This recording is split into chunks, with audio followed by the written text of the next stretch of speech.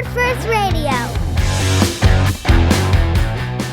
Hey, what's up, you guys? Welcome to Word First Radio, the podcast brought to you by Word First Ministries. I am your host, Jacob O'Neill, and as always, I'm joined by my friend Cameron. Hey. And today, we have a very special guest on the show, Mr. Leif Egil. Hello. Yes. How are you doing, man? I'm great. I'm in my own little bubble right now. I just had a kid like 15 hours ago, so yeah. That's so awesome. Leif is actually someone we've known actually at this point like 5 years-ish. Yeah. That's as long as we've been aware of your existence. But we've actually only met in person once, and that was back in 2019 in Bergen for Skeptics Week. Is that right, Leif? Sounds about right, yeah.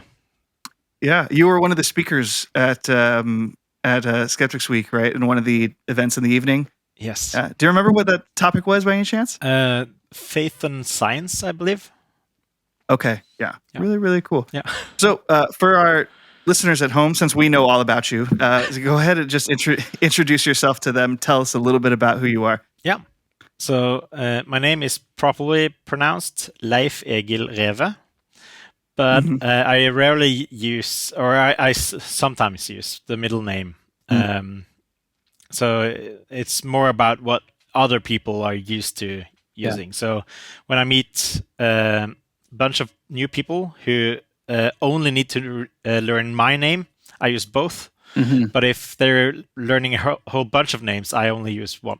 Yeah, that's good. Half as much information to remember. Yeah. And especially for Americans who don't know any of the names. Yeah, exactly. So I'm then Norwegian. I'm from a family who were non-religious. So I was brought up in what's called secular obviousness, which kind of implies that, of course, there is no God. Of course, Christianity has no relevance. That kind of sentiment to me that it could even be relevant was pretty far-fetched for me. I did have some Christian friends, or classmates at least, and especially two Christian friends. But we rarely talked about religion unless they really wanted to discuss it, because I love discussing things. And I was very conscious of my atheism. So they often didn't like that much to talk about those things, because I also like discuss things. Yeah. So I was pretty aware of my atheism until I was about 18. When I was 18, I met a new friend who I got to respect in an intellectual capacity. And then he told me he was a Christian. Wow. And to me, that was a very strange sensation. So it was not that the Christians in my class were not intelligent or something, but it was the just first getting the intellectual inspiration from him, and then realizing that he was a Christian. That the order was the thing that made a difference. And we of course had to discuss this. And the one thing he claimed that I really liked to address was that if there was a beginning to the universe, what makes sense is that God did it. And of course, my instant reaction to that was, of course, that's not the case at all. We know the Big Bang Theory. We know this already. Yeah. Right.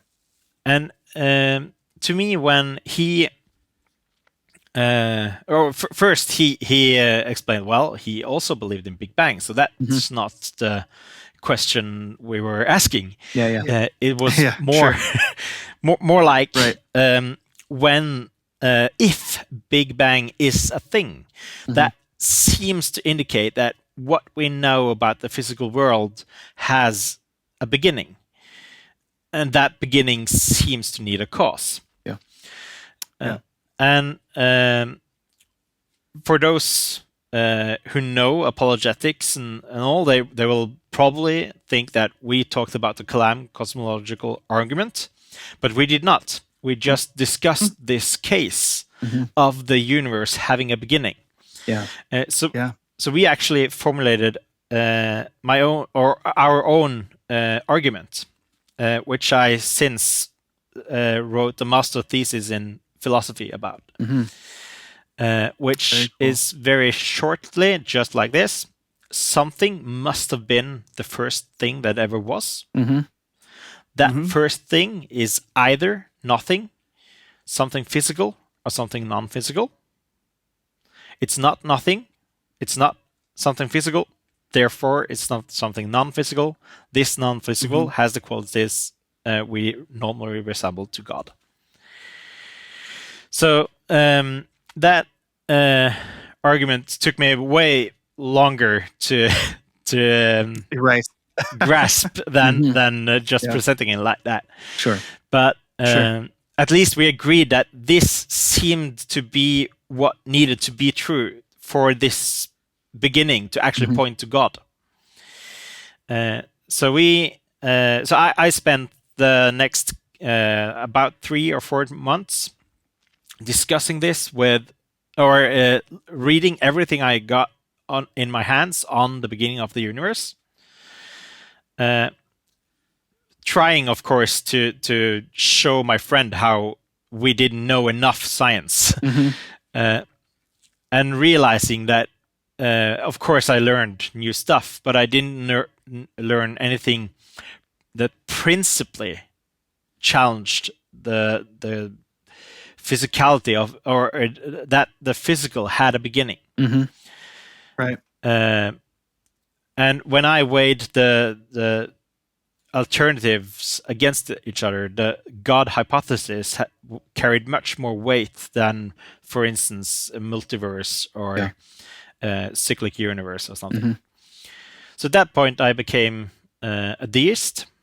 I started to believe there is a God, but I didn't become a Christian. Right. And 7 years later, when I was 25, I started researching Jesus from a historical perspective, coming from a perspective where I initially thought Jesus was like any fairy tale.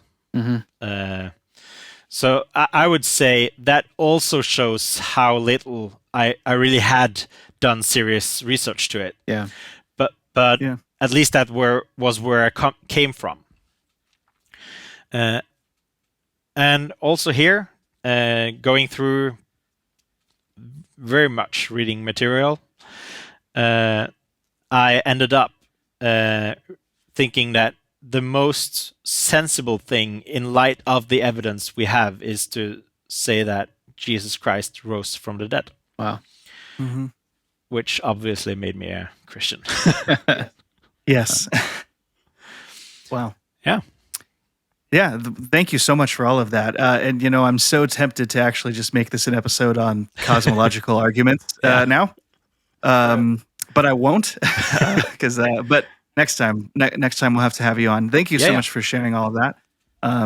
It's really interesting to hear about how you came from a secular background or was raised in a secular context, and your journey from going from that to deism to eventually Christianity is really cool. So, Leif, the reason why we wanted to have you on today is because recently in Oslo, a couple weeks ago, there was a demonstration or a protest or some kind of event happening in downtown Oslo that was spreading awareness around the changing laws in Norway around abortion, actually. And me and Cameron don't really know a whole lot about what's going on, but it's something that's happening right now in Oslo. And all I know about it is that it's a big deal. Yeah. Leif, we're friends on Facebook. I know that you were involved in that event in some way.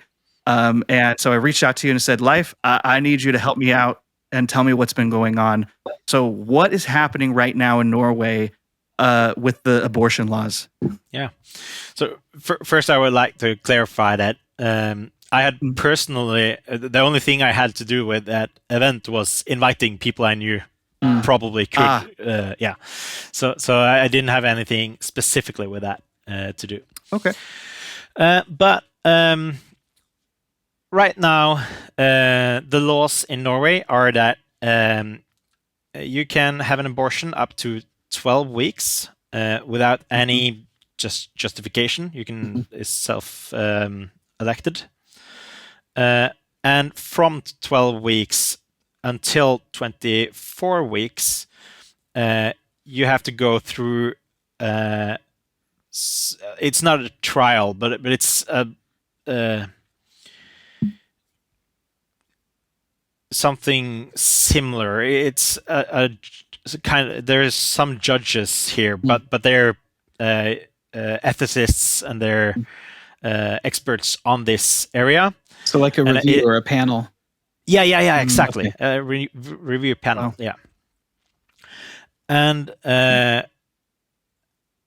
this panel is pretty liberal on, but it needs some reason until week 24, and from 24 on, they need a very compelling reason. Okay. Yeah.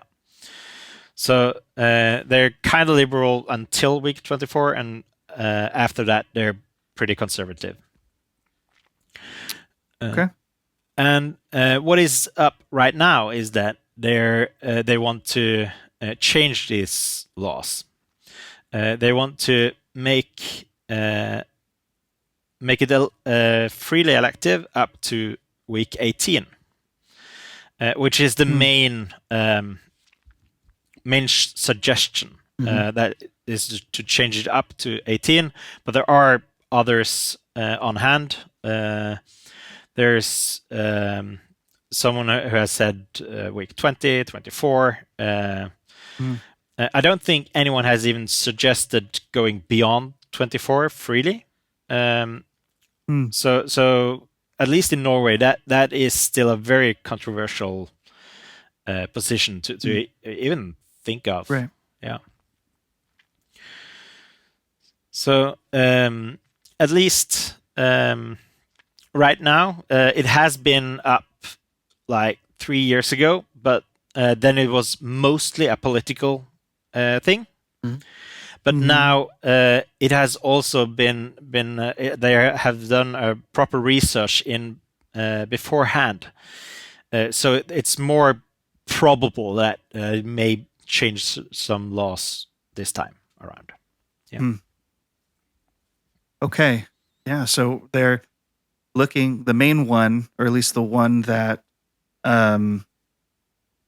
has the most potential to be passed or changed to, is expanding the abortion for any reason, freely elective, from 12 weeks and expanding it out to 18 weeks. Yes. Okay. Wow. That's a pretty big jump from 12 to 18 weeks. I mean, that strikes me as a big jump. Okay. So what is, if you could just help our friends back at home or in the United States kind of sketch out maybe some Norwegian attitudes towards abortion. So, I mean, I know it's kind of a stereotype on the internet that attitudes in America are very polarized, right? Yeah. It's stereotypical that if you're conservative, you're against it no matter what. If you're liberal, you're for it no matter what, no matter when, with some limitations in like what you said, the past the 24th week into the third trimester. But in Norway, is it like that? Are people generally passionately pro-choice? Are the conservatives very passionately pro-life? Are there differences in the church? Let's start with the general public. Do you Yeah. think Norwegians in general are pro-life or pro-choice? So I would say, in general, the people in Norway are pro-choice. For instance, when I was in school and we discussed this, we had more open dialogue on this than is usual in school. And it's probably because we had a Christian teacher in the course we took the subject. So when we discussed that, I didn't know in any ways, in any shape or form, that this was connected to religious views at all. We discussed it on a principle matter, that is this a human life? Does that matter? Is that what, like the principal questions. But I don't think that's very usual to do it that way. Most people in Norway are definitely pro-choice. At least if you say it's over 50%, we know it's way beyond 50% who is pro-choice.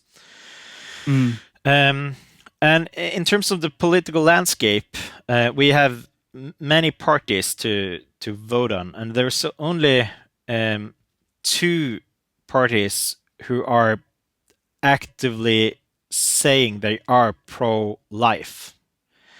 And they are combined less than 5% of the votes in Norway. Okay. Real quick, Leif. So that's, sorry to interrupt. Yeah. That's 2 parties out of roughly how many? So there's only one of the major ones, and the major ones are like 9, I think.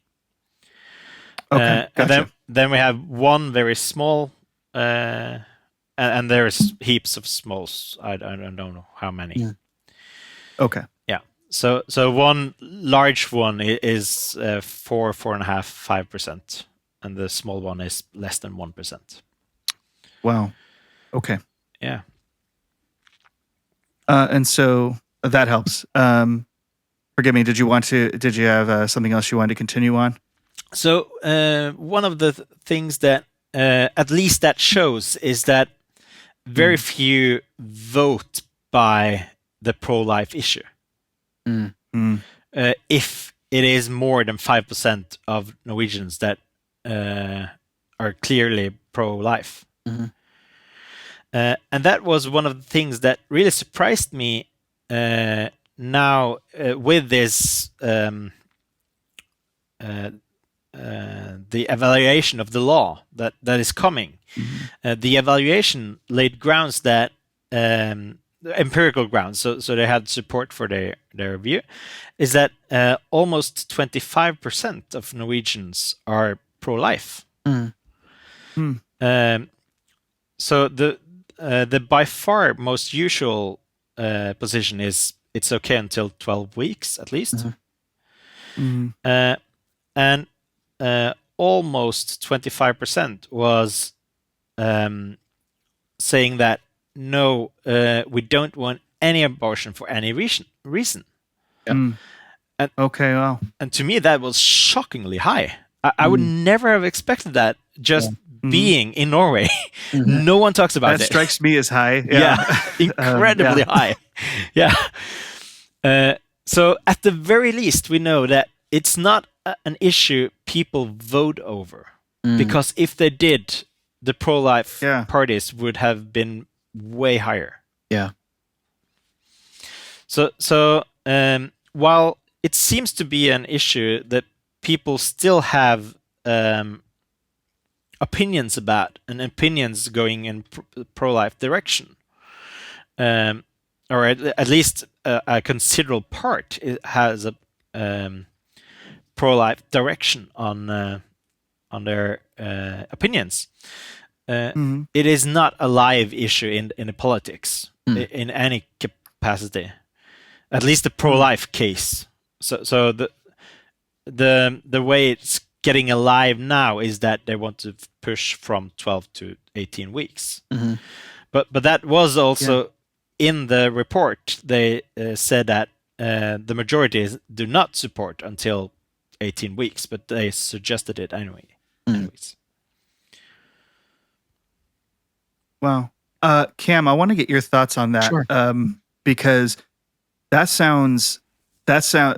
there's a really big dichotomy here between like the Norwegians don't seem to vote on pro-life issues. However, from where we come from, me and Cameron from the United States, it seems like at least the conservative side, most of the time, the pro-life issue is like what they campaign on. That's like at the forefront of their policies and campaigns. And even if those promises don't amount to anything once they actually get into office, and we've been through some administrations where that's been the case, where the Republicans have had the power to change things and they didn't. And so even if they made these promises on the campaign, that's what swayed people's votes, even if those promises never happened. Seems to be the complete opposite in Norway, where it's like it's not even an issue, even though 25% of Norwegians are pro-life. Cam, what are some of your thoughts about that? Oh gosh, so probably a lot of thoughts. Yeah, knowing my political philosophy, it's interesting you'd ask me to comment on things that politicians say and do. But yes, the way that you describe the debate and the political divide in Norway is really interesting compared to the United States. So, Jacob, you can back me up on this and see if I give kind of an accurate description of what it seems like in the U.S. But broadly speaking, of course, this doesn't account for every case, but broadly speaking, and generally true, we have two major political parties: the Republicans and the Democrats. Republicans, by and large, at least their rhetoric and their platforms usually include some version of the pro-life principle. Although, Jacob, as you and I have talked about before, that it's very rarely sort of universal pro-life, or right. So there are always exceptions, but generally Republicans are pro-life, and generally Democrats are pro-choice. And I don't really love either of those terms because they're political terms and they're loaded and they don't really describe well the people's position. But it's something like, in general, Republicans believe that abortions shouldn't be happening, and Democrats believe that it's a right that people have to pursue. And the debate focuses really on a few things. One is who has the right over the impregnated body. Occasionally, we talk about the ontology of the developing whatever it is. I don't want to load the language yet, but whatever it is, what is it? Sometimes that comes up, but generally people are just kind of talking past each other, or the discussion there is generally not very nuanced or helpful. Generally, we talk about where the restrictions should be, similar to Norway, but we don't have anything in the United States. I'm not aware of any state where you can self-elect to terminate your pregnancy up to a point, and then you have a panel that has to approve it, and then you have a cutoff. In general, it's all self-election, and the distinctions among the states have to do with when the cutoff happens. So famously, over the last couple of years, several states in the United States have passed more restrictive laws, so that once, for example, a heartbeat is detected, then you have to have a compelling medical reason to terminate the pregnancy, something like that. And where most of the debate happens is not actually in ethical or metaphysical terms. Most of the debate is political and kind of gross. So what ends up happening is someone like me might say, well, listen, this is an important moral question. What are we killing? And if it's a human being, then let's talk about the ethics around whether it's possible to kill a human being and not be morally blameworthy. Like, let's talk about that. Yeah. Someone like me who wants to have that discussion generally gets kind of pilloried as somebody who thinks he owns women's bodies and wants to tell people how they have to live and keep your laws off of my body. And women have earned this right. That's what we hear the most, is that women have come so far. And this is basically the, how should I put it? Like, this is the truth maker about whether a woman has rights or is valuable in society. So if once you get rid of, say, abortion access, then the story is that women don't have rights anymore, that they are not fully integrated into society as equally valuable citizens, something like that.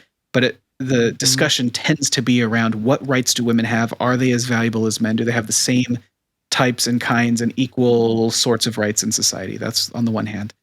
And then on the other hand, I don't know the Republican argument very well, except to say something like, well, no, that's a baby and we don't kill babies, which that's true as far as it goes. I think everyone agrees with that principle and premise. But it seems to me that the Republicans aren't, and be careful how I say this, Careful. aren't perfectly consistent about that. So say, no, it's a baby from conception, but Right.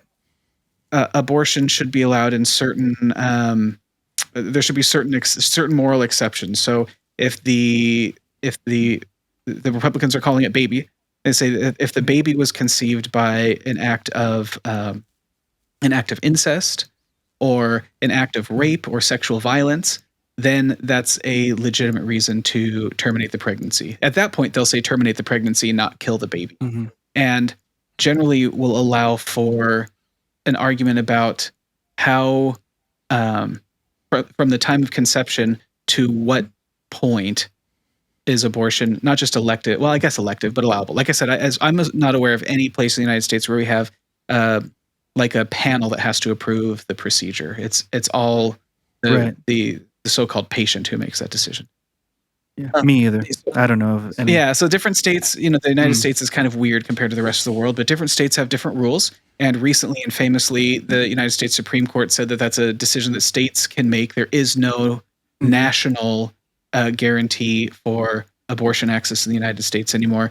So so as to say, in the United States, it tends to be a political discussion. People don't have the ethical, moral, intellectual conversation really well because there are a lot of reasons for that, and I don't necessarily want to talk politics. Well, but we have the edges. We have how early is this thing? Like when does it earn the right to life? Or acquire, I shouldn't say earn. At what point does this zygote, embryo, fetus, whatever it is, at what point does it acquire a right to life? And then on the other side, how long does it have it? Actually, that's a bad way of putting it. So we have some American politicians who want to extend access to abortion up to birth or even post-birth. If we'll call it a fetus. I don't want to use too politically loaded terms, but if the fetus survives an abortion procedure, what do you do at that point? Or is abortion allowable up to the point of birth or not? And sort of where should the line be?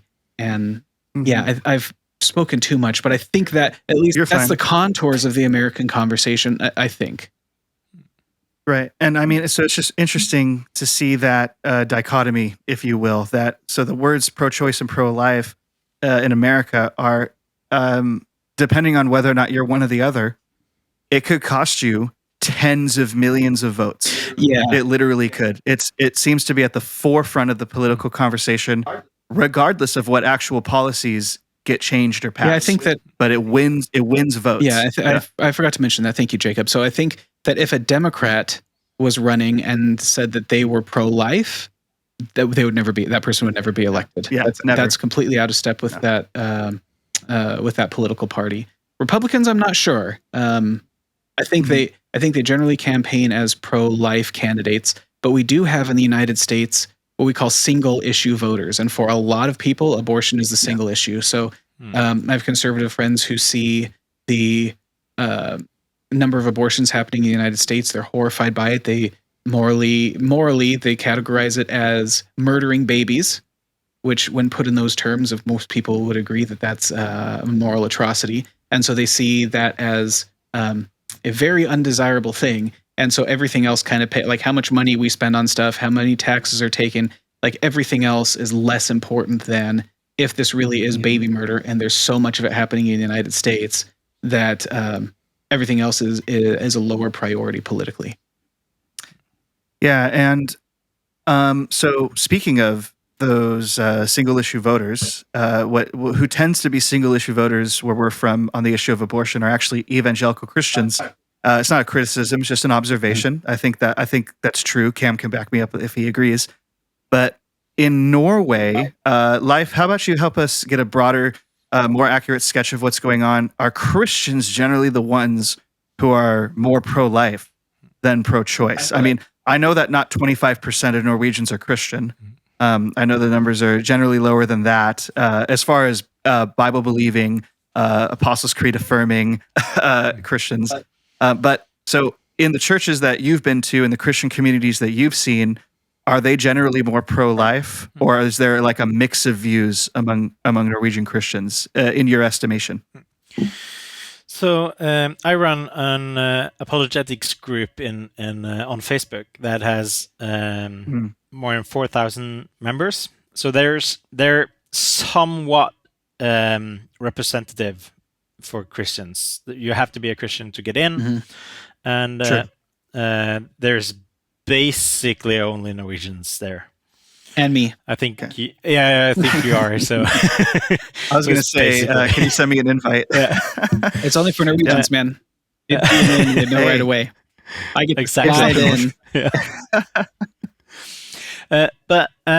We have had some polls there, and we're very spread on very many issues. But the one issue we actually had a very, I think there was 97% agreement, was the abortion issue. So at the very least, it seems that in the realm of Christians who are interested in going into such a group, which is not everyone. Right. Yeah, it's definitely a self-selecting group. Exactly.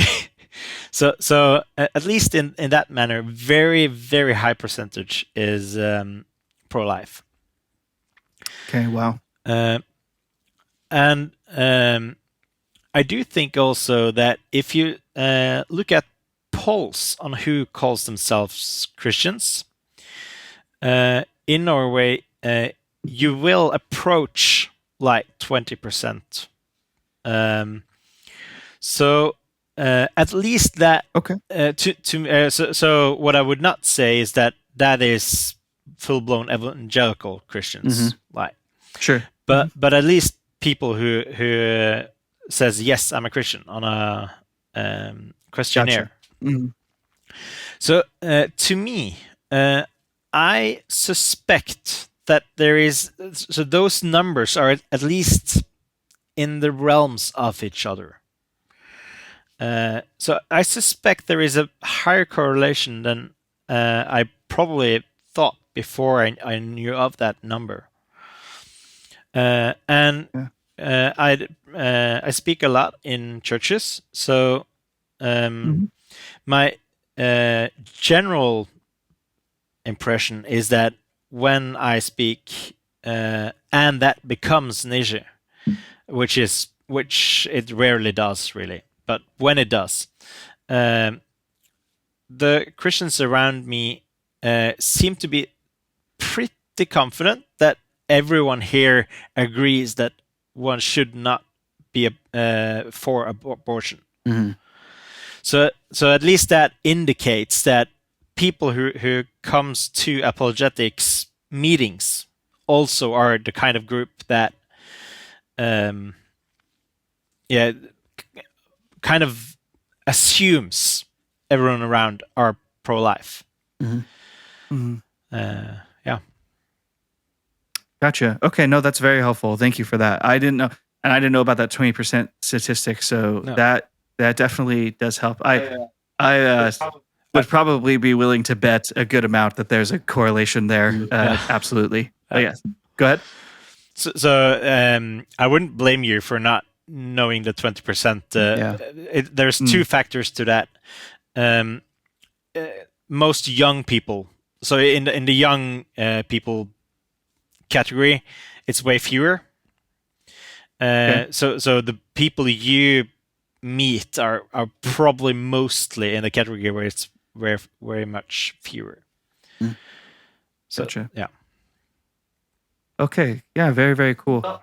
Well, I think kind of for right now, this gives us a really good sketch of kind of what's going on in Norway. And what it will do actually is give our listeners back at home kind of a teaser or a little sneak peek about what we're going to be doing on the next episode, which is a lot of the kind of issues that Cam talked about during his sketch of the political landscape in America, we're going to be addressing some of those things. And so I'm really looking forward to hearing why, Leif, you're pro-life, and we're going to be talking about common objections to the pro-life position and talking through those things. So why don't we go ahead and end this episode here? Leif, you got time to stick around for another episode? Yeah, that would be great. Awesome. Looking forward to it. So everybody, if you want to hear more about what this conversation, what Leif has to bring to the table as far as why he's pro-life and why we think Christians should be pro-life, if you have a biblically based worldview, check us out again next week. We'll see you there. God bless. Thank you for listening to Word First Radio. Be sure to like, subscribe, and check us out online at wordfirst.us.